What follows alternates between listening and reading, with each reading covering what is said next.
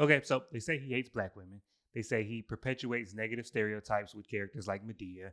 And they say he kind of profits off of black trauma by regurgitating the same stories over and over again. People say a lot of things about Tyler Perry, but if we zoom out a little bit and look at the whole picture, we realize that the reason he doesn't change is because nobody really wants him to.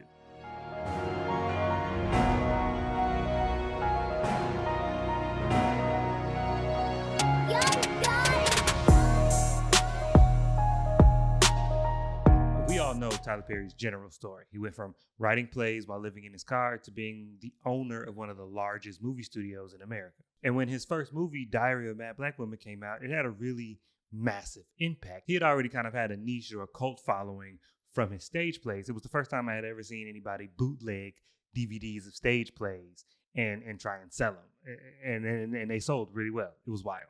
But when that first movie came out, it made $50 million on a $5 million budget. And that's a trend Tyler Perry would continue right at the same time as Hollywood movies were getting more and more expensive. But a movie making money doesn't mean that the movies are good or that they're good for the community or the culture. And you might think that the more money and the more success that he had, the more freedom he would have to tell a wider variety of stories. So then we could get a more diverse palette coming from him.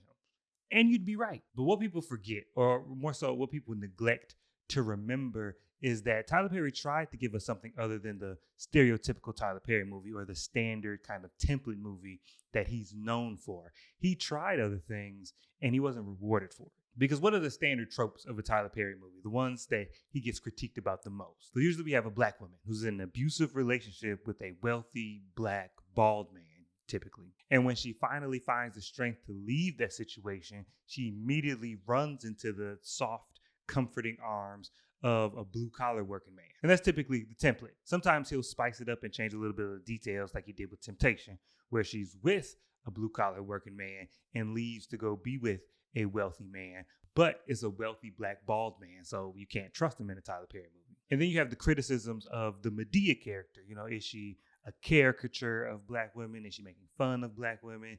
Is she, advancing negative stereotypes or tropes or characteristics being associated to black women? All of those things, right? All of those things are things we hear about Tyler Perry all the time. But he tried multiple times to give y'all something different, and y'all told him to bring that old thing back. But let's look at the numbers and let's look at the reviews. And we'll look at his theatrically released films, because with streaming, it's a little difficult to tell because not everybody releases the numbers and what they mean and all that type of stuff. So we'll look at theatrically released films and we'll look at Rotten Tomatoes. And I know Rotten Tomatoes isn't the most reliable thing out there, but when you look at his movies in total and group them all together, and then you couple them with the box office returns of all of his movies, you do kind of see a trend. So we already talked about Diary of a Mad Black Woman, right? $50 million, $5 million budget. That was his first film. He immediately followed that up with Daddy's Little Girls. That was his second movie. And if we go back to the template, what we said is kind of the template of a Tyler Perry film, Daddy's Little Girls is almost nothing like that. So right out the gate, he's giving us something different than we got in Diary of a Mad Black Woman. No Medea, none of this other stuff. And then when we look at the ratings, Daddy's Little Girl had twice the critic score of Diary of a Mad Black Woman. Now, they didn't like either movie. Critics didn't like either movie, but they liked Daddy's Little Girl twice as much than they liked Diary of a Mad Black Woman. And he spent twice as much on the movie. So he spent twice as much money on the movie. Critics liked it twice as much as they liked the first movie. So what do we get as a result? It made over $20 million less than his first movie. Daddy's Little Girls made about $30 million. So if you're trying to gauge which one's audiences liked more, there's a clear winner. But that's just one movie removed from his first movie. That's not really a trend. So let's keep going. Right after Daddy's Little Girls, he gave us Why Did I Get Married? Now, Why Did I Get Married is also very different from what we know as the template of Tyler Perry. Even though the aspects of it are in this movie with like Jill Scott's character, it is present in the movie, but you give us 3 other perspectives, 3 other relationships. So it's still a wider variety, a more diverse offering from him. And again, he's spending more money on the movie. We went from $5 million for Diary, $10 million for Daddy's Little Girls. Now we're at $15 million for Why Did I Get Married? Now, again, we got the critic score being the highest it's been at this point with 48%. So they liked it more than the other 2 movies. But now the audience score is the lowest it's been. The audience likes this the least. Now, the movie made $55 million. So it made more than his first movie. And so it's a success. By any measure and imagination, it's a successful movie, but he had to spend 15. So he's spending more money and getting about the same back. But he's still trying different things. And after Why'd I Get Married, he gives us what I consider to be his best film up until that point, which is The Family That Prays. And this movie has almost none of the Tyler Perry template. The villain is a rich white man. Now, the female lead in this movie is not a great person, but the women in this movie are the most intelligent, the most skillful, the most resourceful, and the wisest people in the movie. None of them have to be saved by a man.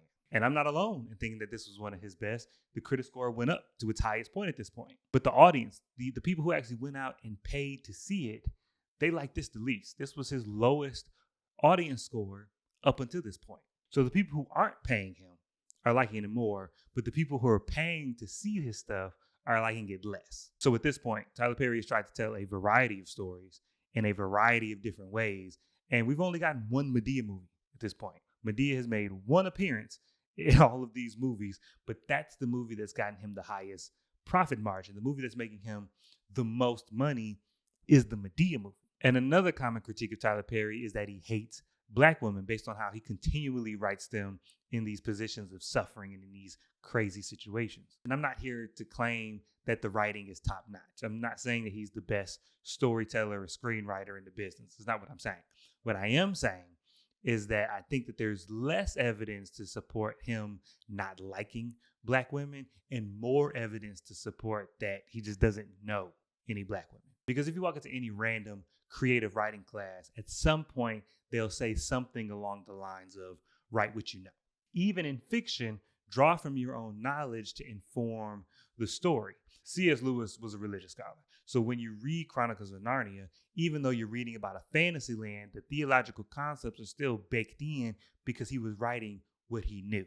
And I think Tyler Perry only really, truly, deeply knows maybe like 3 or 4 women, because he's already said that characters like Madea are amalgamation of the women he knows. So it makes sense that that would be true for other characters that he writes. And look at Kimberly Elise in Diary of a Mad Black Woman, Jill Scott in Why'd I Get Married, and Megan Good in Divorce in the Black. These are 3 variations of the same woman. They are all the same God-fearing woman in an abusive relationship who desperately doesn't want anybody to know what's going on in their relationship until they hit a breaking point, leave, and then run right into the arms of a very good, wholesome, blue-collar working man.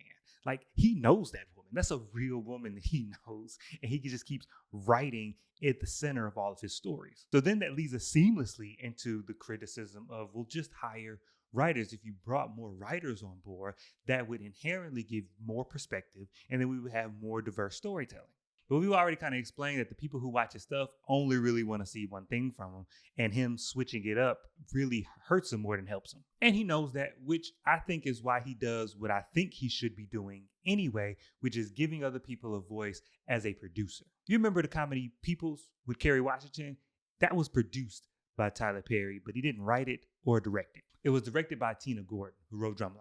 And Peoples was her directorial debut. And then she was able to go on from Peoples and then direct the Issa Rae produced movie Little. He's also producing Sister Act 3. He's not writing it, he's not directing it. And he's producing a movie with Felicia Rashad called R&B, not directing, not writing. And he's even got a kids show on Nickelodeon. Now, he was a little bit more hands-on with that, but out of 70 plus episodes, he wrote 14 and directed 4.